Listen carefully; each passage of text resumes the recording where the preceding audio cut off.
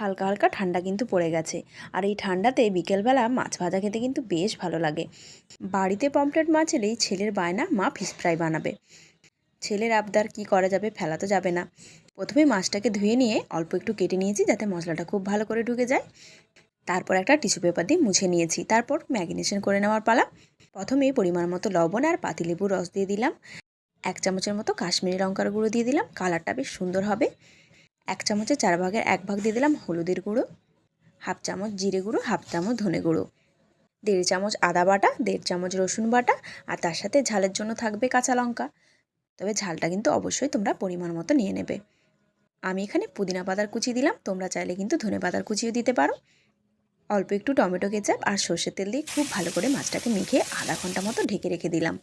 তারপর আর কি, তাওয়া গরম করে তেল দিয়ে মুচমুচে করে লাল লাল করে ভেজে নিলাম। এই সহজ সিম্পল একটা রেসিপি, কিন্তু খেতে অসাধারণ।